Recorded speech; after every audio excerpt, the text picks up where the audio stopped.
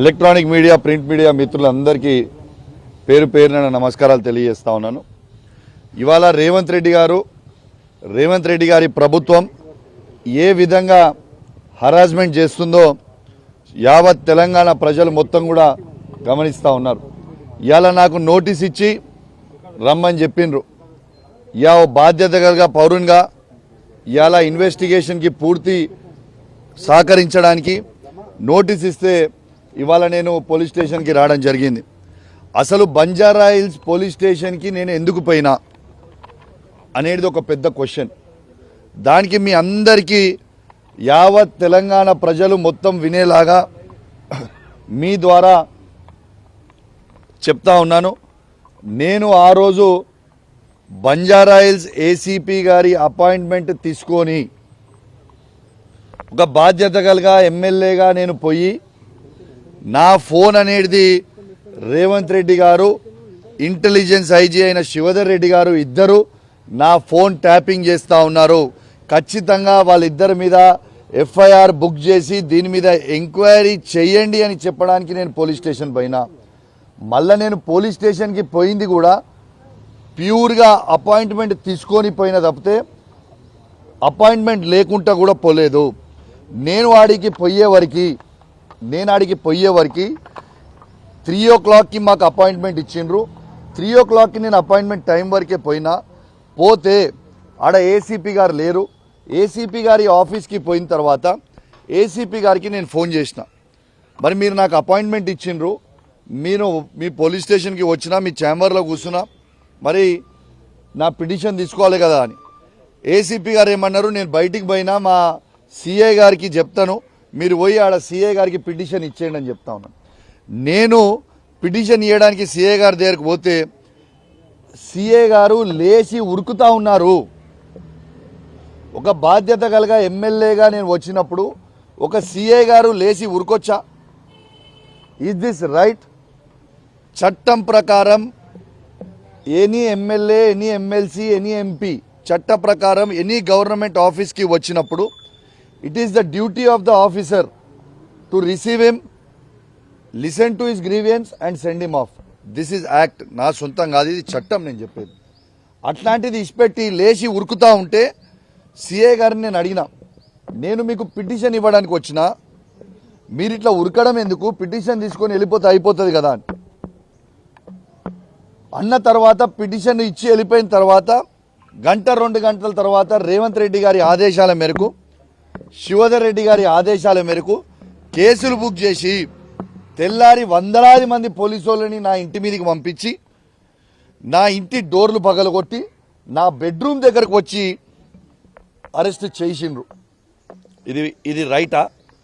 అసలు నా ఇంటి డోర్లు పగలగొట్టే రైట్ పోలీసు వాళ్ళకి ఎవరిచ్చిండ్రు? నా బెడ్రూమ్ దగ్గరకు వచ్చి అరెస్ట్ చేయడానికి నేనేమైనా క్రిమినల్నా?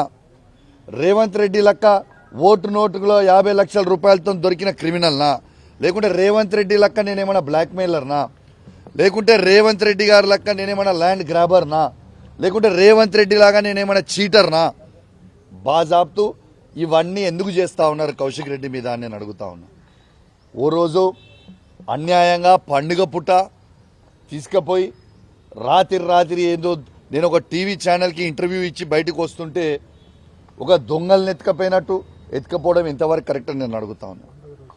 పండుగ రోజు దొంగల్ని ఎత్తుకపోవడం ఎంతవరకు కరెక్ట్ అని నేను అడుగుతా ఉన్నా. ఇవాళ వాస్తవంగా ఆ రోజు రాష్ట్ర వ్యాప్తంగా మా వర్కింగ్ ప్రెసిడెంట్ కేటీఆర్ గారు, హరీష్ రావు గారు, కవిత గారితో మొదలు పెడితే మా ఎమ్మెల్యేలని, ఎమ్మెల్సీలని, ఎంపీలని, మాజీ ఎమ్మెల్యేలని, మా బీఆర్ఎస్ పార్టీ కుటుంబ సభ్యులని అందరినీ కూడా పండుగ రోజు అరెస్ట్ చేస్తూ ఉన్నారు. ఇలా వాస్తవంగా రేవంత్ రెడ్డి గారిని అడుగుతా ఉన్నాను, ఇలా ఈ అరెస్ట్ చేయడం వల్ల పాప మా పోలీస్ వాళ్ళకు కూడా ఫ్యామిలీ ఉంటుంది కదా, వాళ్ళకు కూడా కుటుంబ సభ్యులు ఉంటారు కదా, పోలీస్ మిత్రులకు కూడా కుటుంబ సభ్యులు ఉంటారు కదా, మరి పోలీస్ మిత్రులకు పాపం వాళ్ళు పండుగ చేసుకోవద్దా? ఎమ్మెల్యేలు పండుగ చేసుకోవద్దా? పోలీసు వాళ్ళు పండుగ చేసుకోవద్దా? మీడియా పండుగ చేసుకోవద్దా? ఇదేం పద్ధతి? వాళ్ళని కూడా ఎందుకు ఇబ్బంది పెడతా ఉన్నారు? వేలాది మంది పోలీసుని రాష్ట్ర వ్యాప్తంగా ఇట్లా చేయడం వల్ల ఏమొస్తుంది? ఇవాళ అల్టిమేట్గా ఏంది, ఇవన్నీ చేసి టాపిక్లు డైవర్ట్ చేయాలా? Diversion tactics. ఇవాళ కౌశిక్ రెడ్డి ఏం చేస్తుండు, రైతుల పక్షాన వాళ్ళు రేవంత్ రెడ్డి గారు ఇచ్చిన 6 గ్యారంటీ హామీలని ఎందుకు మీరు ప్రజలకి ఇస్తలేరు, మీ 6 గ్యారంటీలు 100 రోజుల లోపల ఇస్తా అన్నది ఎందుకు ఇస్తలేరు అని గట్టిగా అడుగుతున్నా అని. ఇలా రైతులకి రైతు భరోసా మీరు 100 రోజుల లోపల 15,000 రూపాయలు ఇస్తామన్నారు. ఏడాది దాకా మీరు అధికారంకి వచ్చి సంవత్సరం అయిపోయింది, ఇప్పటిదాకా మీరు రైతు భరోసా ఎందుకు ఇస్తలేరు, ఇంకా రైతులకు 1 రూపాయి కూడా అని అడిగినందుకు నా మీద కేసు పెడుతున్నారు. ఇలా రైతులకి 100% రుణమాఫీ అని మీరు చేస్తామని చెప్తా ఉన్నారు. ఆ రుణమాఫీ 100% మీరు చేయలేదు, కేవలం 40 నుంచి 50% మాత్రమే చేసిండ్రు. ఇంకా 50% మంది రైతులకి రుణమాఫీ చేయాల్సింది ఉంది అని నేను గట్టిగా అడుగుతున్నా అని నా మీద కేసులు పెడుతున్నారు. ఇవాళ రైతులకి 24 గంటల ఫ్రీ కరెంటు అద్భుతంగా ఇవ్వండి అని ఎందుకు ఇస్తలేరు సరిగ్గా నేను అడుగుతున్నా అని నా పైన కేసులు పెడుతున్నారు. ఇవాళ అక్కా చెల్లెలకి మీరు ఇచ్చే 2,500 రూపాయలు ఎందుకు ఇస్తలేరు అని నేను గట్టిగా అడుగుతున్నా అని నా మీద కేసు పెడుతున్నారు. ఇలా తాతలకి అవ్వలకి మీరు 4,000 రూపాయల పెన్షన్ ఇస్తామన్నారు, ఇంకా 4,000 రూపాయల పెన్షన్ ఎందుకు ఇస్తలేరు అని అడుగుతున్నందుకు నా మీద కేసులు పెడుతున్నారు. ఇలా వికలాంగులకి మీరు 6,000 రూపాయల పెన్షన్ ఇస్తామన్నారు, ఎందుకు ఇస్తలేరు అని అడిగితే నా మీద కేసులు పెడతా ఉన్నారు.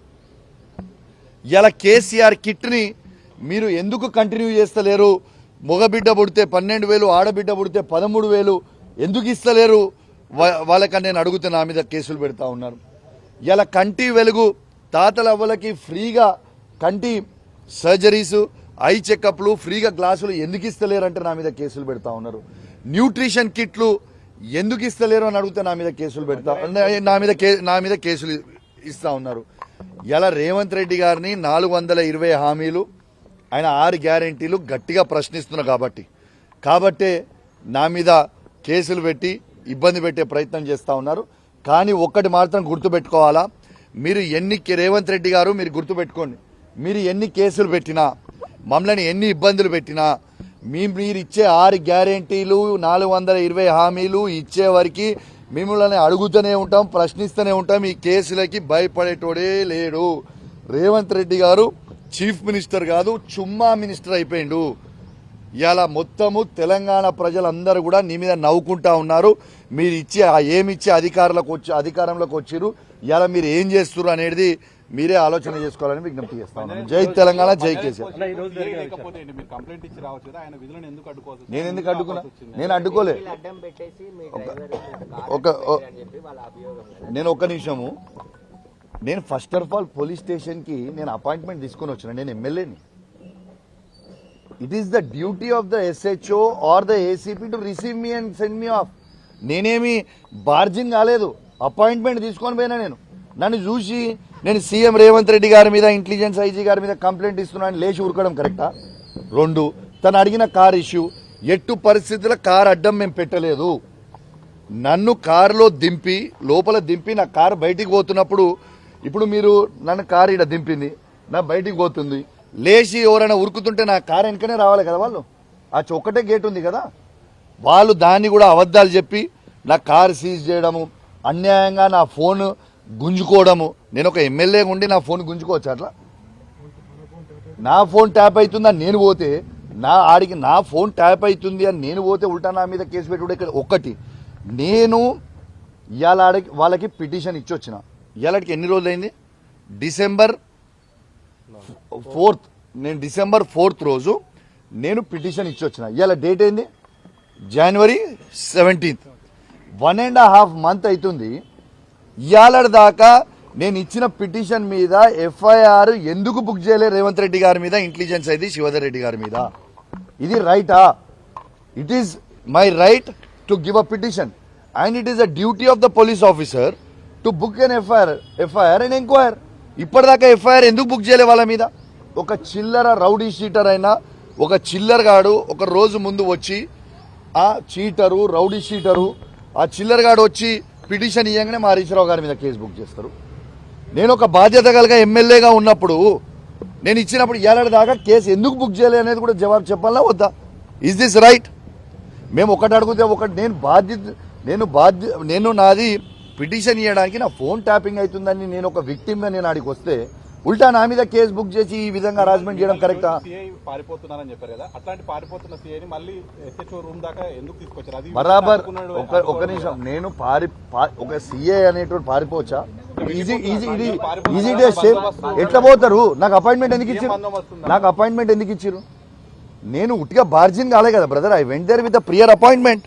నా పిటిషన్ తీసుకొని పోవచ్చు కదా, 1 minute టైమే కదా. ఎంతసేపు టైం తీసుకుంటారు పిటిషన్ తీసుకుని? 1 minute. ఎందుకు ఉరికిపోవాలా? అంటే కేవలం రేవంత్ రెడ్డి గారి ఆదేశాల మేరకు ఇంటెలిజెన్స్ అది శివధర్ రెడ్డి గారి ఆదేశాల వరకు చేస్తూ ఉన్నారు.